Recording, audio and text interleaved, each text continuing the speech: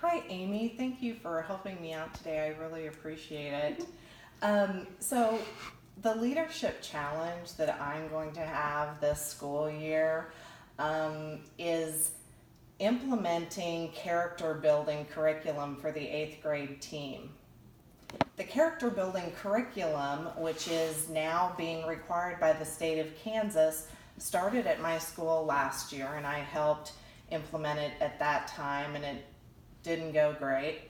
I know that at least 2 out of the 8 eighth grade teachers did not even attempt to teach the curriculum. And to make it worse, one of the teachers that wasn't teaching it was one of the guys that was supposed to be implementing it with me.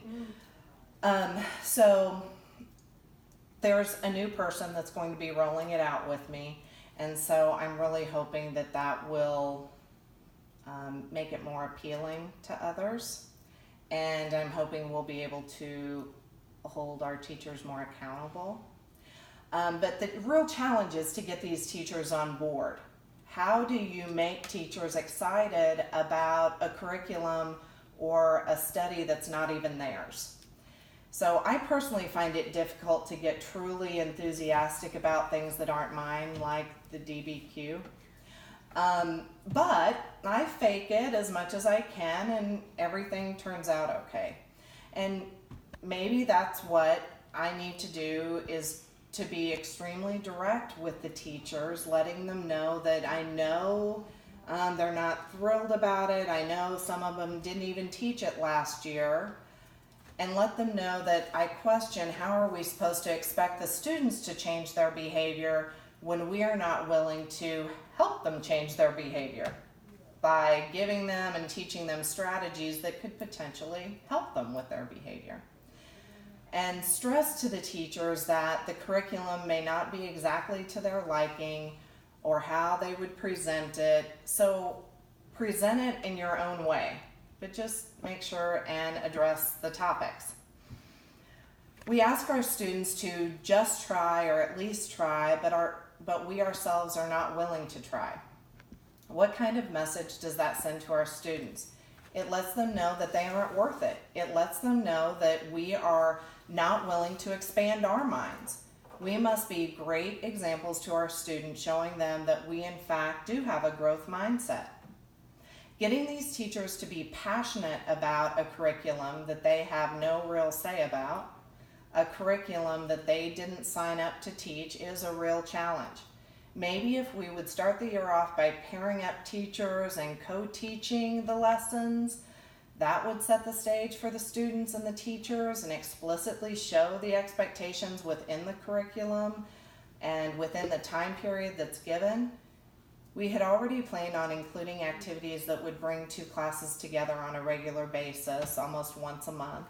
But if we could co-teach the lessons from the start, that might be a better way to enforce the teaching of this highly important curriculum, which is teaching our students to be better people, and no one can argue with that. So what do you think, Amy? How can I get the teachers on board to implement this character building curriculum? Okay, so since I taught it last year with 7th grade as well, we had that same issue.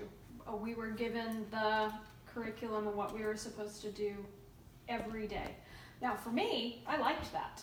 I liked having what I was supposed to teach that day every day.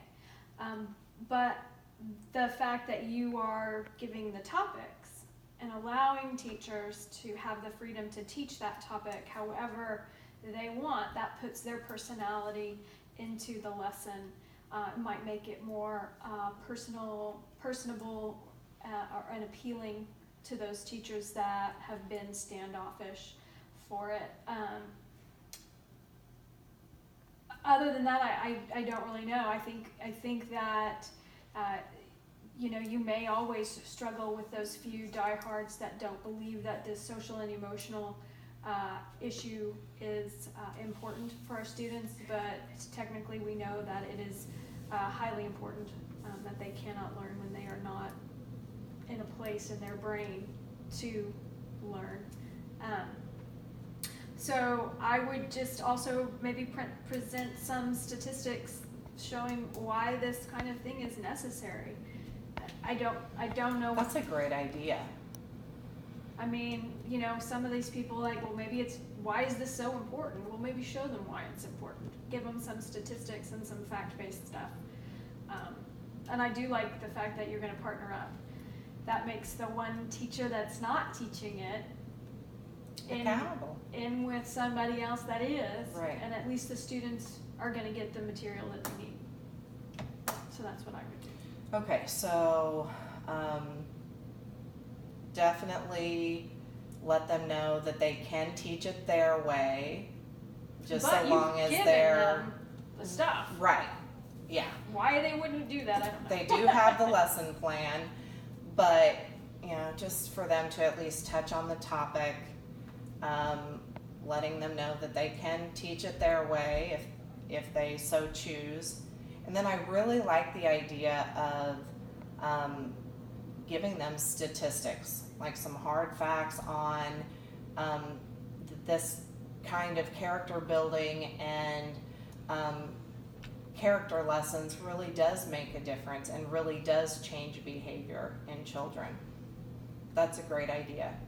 And then partnering up with teachers will definitely hold those teachers that are just not willing to do it. It will hold them more accountable, so hopefully they will get on board and at least see in the beginning that it's really not much of a challenge. It's not that hard. And the kids actually enjoy it if it looks like you enjoy it too. Right. I agree. Thank you so much for helping me through that. You're Is welcome. there anything that I can help you with today? Well, now that you mention it, so last year I was at Hadley and I had one prep all day long. I taught one class all day long. I'm going to a new location, and I have 4 different classes that I'm teaching. And so, what suggestions could you give to me on juggling my new schedule versus last year? Which one of the preps are you most concerned with? 8th grade. 8th grade social studies. On a scale of 1 to 10, 10 being the worst and, or excuse me, 1 being the worst, 10 being the best, how confident are you in being ready for these kids at the beginning of the year? I'm about a 5. 5 is great. 5 is very good. At least it's not a 1. So that's excellent. What are your fears about 8th grade? I've never taught the beginning of the year with 8th grade before.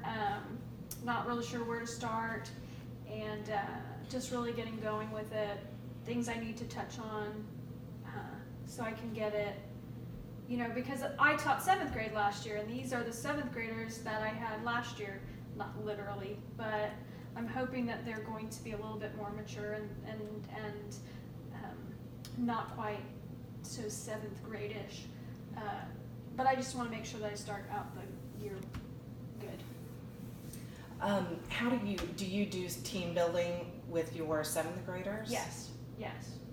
And do you think those are some activities that you could do with your 8th graders as well? Yes, possibly. I need to talk to my new staff and see what they've done in the past, so I don't like repeat anything that they might have used last year. But yeah, I could probably use some of the same stuff. Absolutely. And teaching or talking with the staff that you're going to be teaching with this next year should definitely give you some insight on what you should and shouldn't do with these 8th graders. Right. I agree. Yeah. So, so you're going to consider The same team building that I the did same last year. team building with the 7th grade. And I'll talk to the staff to see what suggestions they might have on, what do's and don'ts with those 8th grade kids. Yeah. And you could talk with 8th grade teachers that you know from your previous school I could. about what they did with their 8th graders. That's a really good idea. I think I'll get on the phone with them and talk to them. Well, I'm sure they would be more than happy to help you out. Amy, thank you so much. I really appreciate your time today. Thank you. You're welcome. welcome.